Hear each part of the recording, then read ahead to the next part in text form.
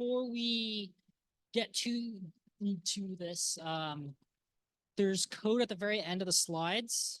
So if you would like to have this code running in the background while I go through this, that might be of interest to you guys just because it does take 30 minutes to run. Again, this is for image generation, so these are a bit more complex than with before. The QR code is for the feedback form. If you want to actually try out the Colab notebook, that's the top link, tinyrel.com/sky-gan. And make sure to create a copy of it. You should not have to change any of the parameters if you want. You can, if you would like to play around with changing the size of different networks. But for those default values, should hypothetically work. You just want to run all of them with the T4 GPU. You should be able to get some decent results, hopefully. But yeah, like I said, it'll take about 30 minutes to train. And so you can just have that running in the background if you would. Well, don't worry. We'll go over it together once we get to the end of the presentation. All right, cool. If anyone still needs that link, one of these people can write it on the whiteboard if people still want it. Dash again. All right, cool. So right before we begin, can I get a raise of hand? Who here is this is their first time coming to an a meeting? Got a couple new people here. Into it.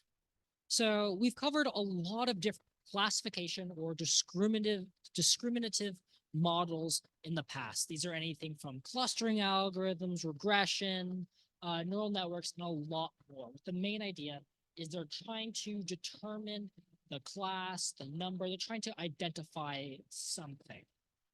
And so for example, in this clustering situation we have on the right, we're trying to figure out what point each what cluster each point belongs to. So we have the 0 cluster, the 1 cluster, and the 2 cluster. And for all of these, it kind of makes sense as to how we're able to identify how well we're doing or lost. Does everyone here remember the concept of loss? Can you raise your hand if you remember the concept of loss and the importance of it in these machine learning problems? All right, perfect. And so can someone give me an example loss for predicting house income, so household income? Can someone give me a method for calculating loss or accuracy for that? Yes.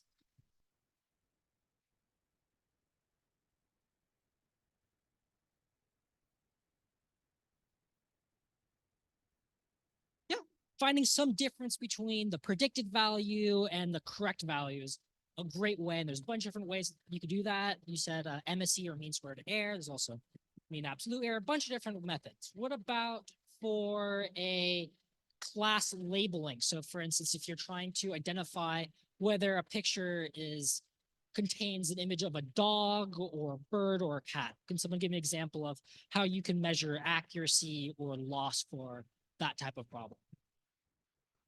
You don't tell me the whole equation, just an idea. Yes. Cross entropy loss. That has to do with confidence level. So for instance, if you think that this is a picture of a dog at 90% accurate, 90% confidence, that gives you some knowledge if you're correct. Maybe you find the difference or you use the entropy calculation for that. As we can see, there's a bunch of different, very easy to understand ways for identifying how well we've done for discriminative or classification models.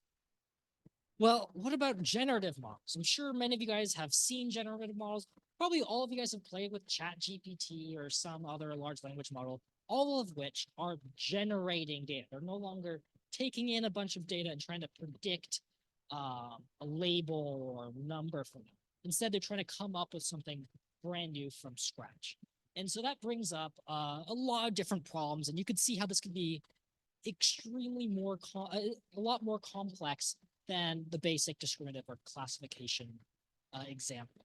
And so a lot of different algorithms use this. As we talked about, there's large language models, transformers, autoencoders, generative adversarial models, which we'll be covering example of generative adversarial networks, and diffusion models, which I think we're covering in a later week, right? We'll figure that one out. But one of the issues with generative models is we don't really have a concept of loss, right? Can someone come up with an idea of how we can measure how well a model does at generating a picture? If I want to generate a picture of a soccer and it generates something, how would you guys first think about saying how well it did, how performant is it? What would you guys have any ideas? Say again? You could do a linear comparison. So, for instance, saying, "Hey, look, this pixel should be black that represents the eye, but it's not," and it might work. It might not. Really depends. We'll learn about a little bit about different ways we do that with generative adversarial networks or GANs a little bit later in the slide deck. But this brings up a bunch of different problems, and there becomes a lot of different algorithms and processes for going about generative models. So we can go start off with autoencoders. There's a lot of different types of autoencoders as well. This one is the most basic one that we'll be looking through, broken into three parts. We have one, an encoder, which will take in a training input and we'll learn, hey, from this input, in this case, we're trying to build or generate images of the number 4. We take this 4 and let's learn something about it. Let's encode it into some version of code as we see here. This code here, this doesn't really mean anything to us, but the computer is trying to turn that into something that it can understand and can decode into something else. And so that code will go into the decoder component of the autoencoder, which will then be able to reproduce a new version of that force. So if you're trying to, let's say you have a bunch of images of soccer balls and you want to create another image of a soccer ball that looks similar, but slightly different some way, you can train a autoencoder for that. There's plenty of other methods and algorithms for autoencoders you can use, but they all follow a similar process of using an encoder, which encodes an image or input into a code, and then decodes that into an output. This was one of the first generative models built early in the 1990s. And so this is one way that's been built on continuously.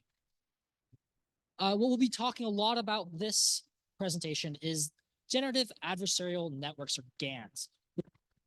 Relatively new model proposed by Ian Goodfellow in 2014.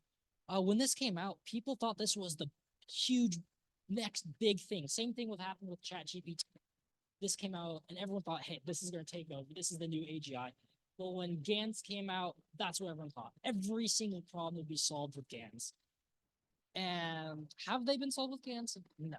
DALL-E, and which is the image generator that ChatGPT uses, Stable Diffusion, all of which do not use GANs. They all use diffusion models, which will come up next.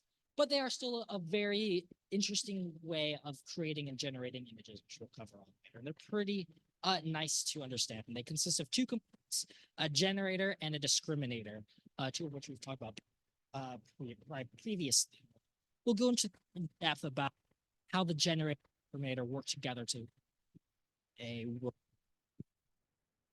The other method is, these are an even newer one, that the main source of image generation, and it works slightly similar to the original model that we talked about before, where there's two processes, the forward process and the reverse process, where we take a image and we want to diffuse it, encode it, add some random distribution to it.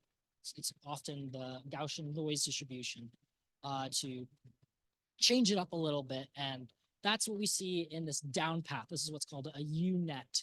Each of these is a layer of a neural network. I think it's usually convolutional neural networks. Yeah, CNNs. And so this will go through a forward process, which will add noise to it, at which point we have a new encoding for it. This is kind of our latent space, at which point we will then be able to decode it and do the reverse process to build a new output.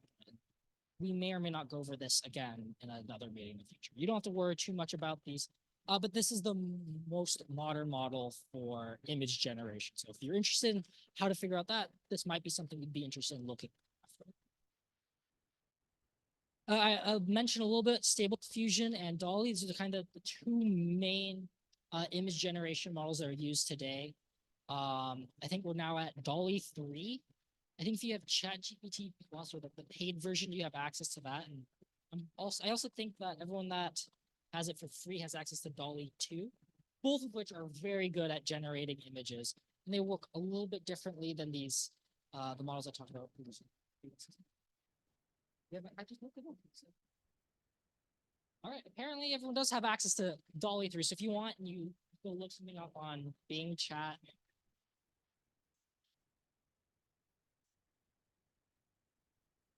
Yeah, and so you'll have access to all this. And one of the main differences between Dolly 3 and Stable Diffusion, and what I've talked about before, is they take as input um, words, language, rather than a randomized pixels or another image. And this is a whole nother process. Dolly uses the clip algorithm, which converts a language to something that's understandable by the diffusion process, which is what generates language. We won't be going into depth, as that's a very complicated process. Instead, we'll go look at generative adversarial networks, which I feel like are pretty easy to grasp at a very high level. If you want, there's a lot of different intricate pieces that you can look into more if you're interested. So GANs are really interesting because they generate fake images based on training data using two neural networks. These neural networks can be as complicated or as simple as you want, but they solve two main things. We have our generator, whose goal is to be able to generate those images that will be used when you finally output. However, you can't really just train a generator by itself, because as we mentioned, there is no obvious loss function for that generator. How do we know how well it's doing? Well, the concept of the GAN identifies that, hey, if we have a additional neural network, the discriminator, we can use how well it's able to predict to help train the generator. We'll go into the connection between them. But the main idea I want you guys to take away is that GANs are built with both a generator and a discriminator, where the generator learns from the discriminator's results. Who here has heard of a zero-sum game before? This is a little game theory for you guys. All right, a couple of you. So these are games where there's two agents or two opponents, where anytime one opponent gains an advantage, the other one gets an equal disadvantage. Let's see a good example of this. Soccer. Those are additive games, but yeah, we'll go with poker. Poker's a great one. If it's two players, anytime one person gains a chip, the other person loses that exact chip. Does anyone else have any other examples of the zero-sum game where anytime one person gains something, they lose something?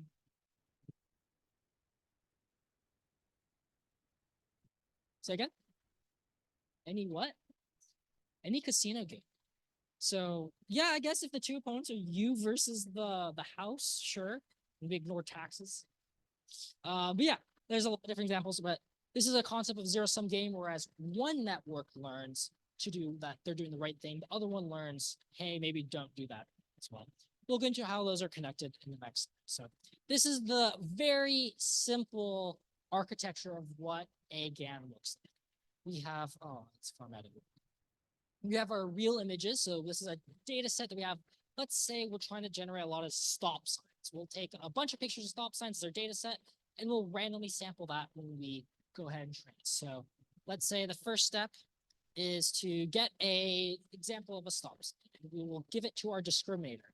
Remember, discriminator's goals are to identify it as something. In this case, we're going to identify, the goal of this discriminator is to identify, hey, is this a real image or is this a fake image created by the generator? In this case, we know that it's a real image, but the generator doesn't. So it starts off by making a guess as to whether or not it thinks that the new image is real or fake when generated by the generator. And let's say it predicts it's real. In this case, it was correct. It did a good job of identifying a real image versus a fake image. And therefore, the discriminator will then learn from that. It says, hey, I correctly predicted that the image given to me was real. That's a good thing. I'm going to learn from that. That will affect my weights in some way because that has a very good loss. When it predicts correctly, it learns from that and says, hey, keep that up. All right, let's go ahead and then run our generator. So as we know, our generator, when starting out, doesn't know anything. It's kind of dumb.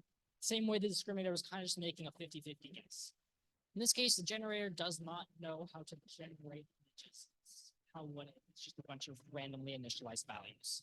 So in this case, we've generated just some random distribution color pixels. It doesn't mean anything to us, and generates that, and we'll feed that into the discriminator. So now the discriminator has to identify, okay, is that image real or fake? And right now it doesn't really know that much. And it predicts correctly. It predicts that's a fake image, and the discriminator will then learn from that and say, hey, I did a good job again. I'm going to learn positively from that. So the discriminator would get good loss, whereas the generator learns from, I didn't do a good job fooling the discriminator, because the goal of a image generator is to create lifelike photos. Wants to be able to trick the discriminator, wants to be able to create images that are identical to those real images. And so it learns this, hey, because the discriminator correctly guessed this was a fake image, I want to learn to not do that in the future. So that's a way of coming up with that loss calculation. So the generator will update its weights to say, hey, make things that are a little bit different. And we continue this process. Let's say 100 epochs later, now we have something that makes a little bit more sense. It looks a little bit more like a stop sign. Obviously, all of us can identify that is clearly not a real image of a stop sign. But maybe now it does a good job of fooling the discriminator. Discriminator looks at that, it's close enough. It's probably a stop sign. Don't forget, the discriminator isn't perfect. It's also learning at the same rate as a generator. And so it predicts that it's real. Generator says, yes, I've done a good job. I've predicted correct, or I've been able to fool the discriminator, and it learns, hey, keep making things that are around the size, or the weights I have are pretty good. And this will just keep going until eventually we get some pretty good looking fake images from our generator. You can do this until you're satisfied or it's converged, at which point you could just take that generator and say, hey, we no longer need to discriminate anymore. We now are able to nicely generate images. Yes.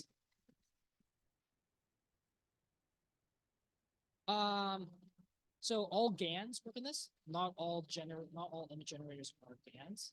So hypothetically, you could build a text to image generator with a GAN, but you would need something to take a string of text, convert that into a latent space that the generator can understand.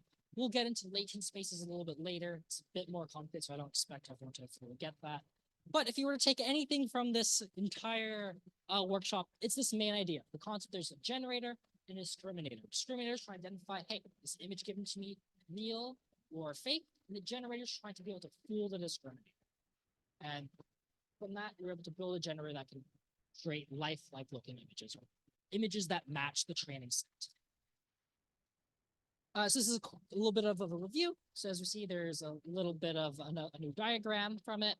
So the generator takes in a random input. This looks like noise, a bunch, the old example of a TV screen, when it's no longer connected to a channel, you see those like flashing white and black dots, something like that. It's random noise.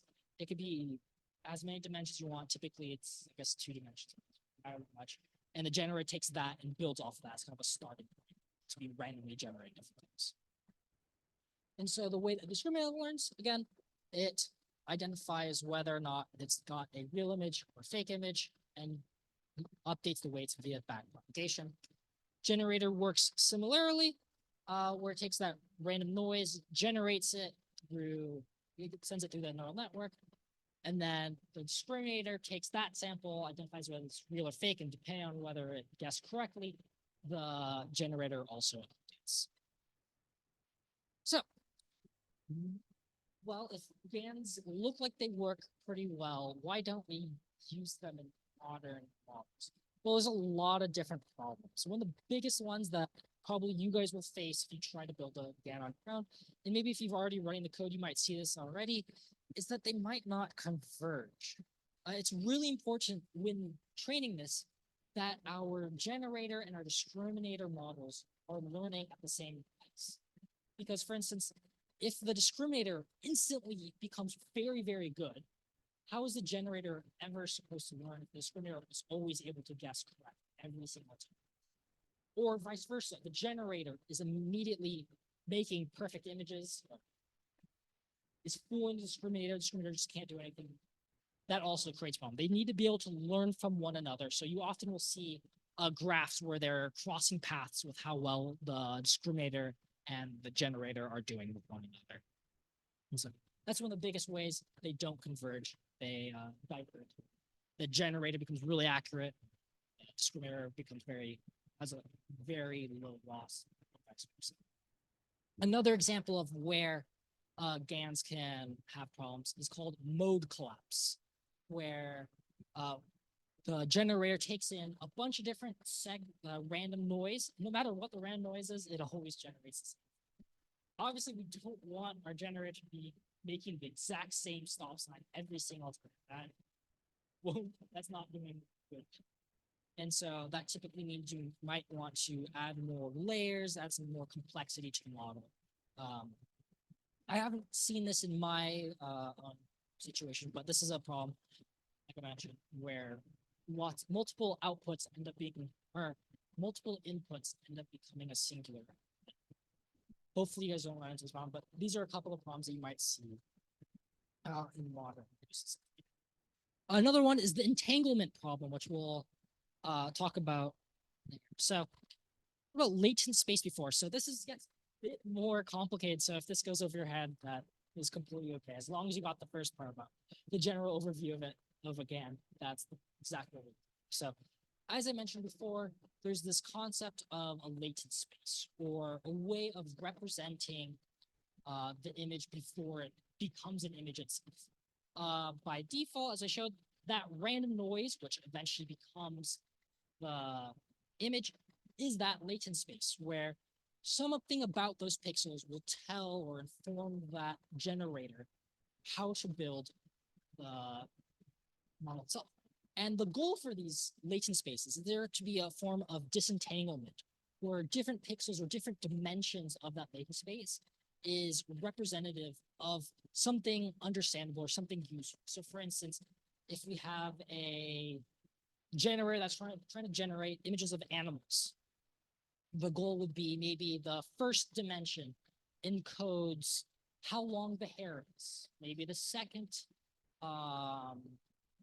dimension represents what animal it is. Third one, color. That kind of thing would be the perfect, most disentangled example, where every dimension encodes a different, unique piece of information about the image to be generated. Obviously, this is the best case scenario. Almost always, this is not going to be the case. So we'll talk about in the future, next slide, this model called style GAN, which is a architecture based on the basic GAN that we showed before, and how they've used to solve this. And we're able to have a secondary latent space, which we'll go into later, to be able to help disentangle of a latent space to be able to generate an image so you can have some control. This is a funny example that I saw where, like, hey, if you're generating a picture of your cat and you want to see, hey, what happens if my cat has long hair? You say, hey, let's increase the hair length, and then all of a sudden it changes species because hair length species were encoded in the same dimension. You get a dog instead. I thought that was a pretty funny example of what happens when you don't have a disentangled space. Does anyone have any questions on the concept of disentanglement, why we may want it? How are we feeling about this part? It's okay. I expect some things. Okay. Pretty good, I'd say. So we'll go on to the style GAN. This is, if you guys actually wanted to generate or train your own model from scratch to generate images, I highly suggest you guys check out Style GAN 3. That's the newest version of Style GAN. If you want to use GANs, you want to from scratch. It's not too difficult. And this is their method of doing so. And so the goal for this is to be able to have that concept of disentanglement. And that is really hard to do with that basic architecture that I showed earlier, where you just throw in a random input into a neural net that creates the image. So that doesn't work very well, as there's no explicit way of saying, hey, when it takes this random input, each dimension needs to be independent from every other dimension. And so what they did is they were able to separate into multiple latent spaces. So the Z space, that was the noise that we showed earlier, the random noise that gets used to generate the image. It goes through a mapping network, which then goes to the W space. This W space, or the new latent space that they've created, the concept of being an intermediary latent space. This is where we look at for identifying the hair length was dimension 1, animal species is dimension 2. That is where we want all of that information to find in that W space, or the intermediary latent space. From there, it goes through refined transformations, don't ask me what that is exactly, and then through a synthesis network, at which point it will then generate the image. And so the main idea is this concept of a intermediary latent space that helps to solve this entanglement. If you want to learn more about how exactly it works, there's more ways of calculating loss for this, about perceptual path length, or if you have modified the latent space or that W space, how much does it actually change the image? Because if you only change one piece of the latent space, it shouldn't affect the end result too much. That's one way of measuring how well that latent space works. And same thing with linear separability, or how well, if you were to split down two classes, somewhere in the latent space. You don't have to worry about that too much. Again, the main idea was the concept of generator and discriminator. All right, so I played around with StyleGAN 3, I think a couple years ago, in some of the results. This is an example of random stop signs generated by Dolly 1. I couldn't get the actual page to work. There's some images that Dolly 1 was able to create. And I took a bunch of these images and went ahead to train StyleGAN 3 generated to be able to generate images. So as you can see, a lot of these stop signs don't really look like stop signs. Plus, they're all a bunch of different colors. If you look carefully, they're also not all octagons, but not all of them are octagons. And after feeding this through StyleGAN 3, we have a couple of interesting results. So obviously, maybe the first epoch, we have this random generator doesn't do anything. We have a bunch of blobs of random colors.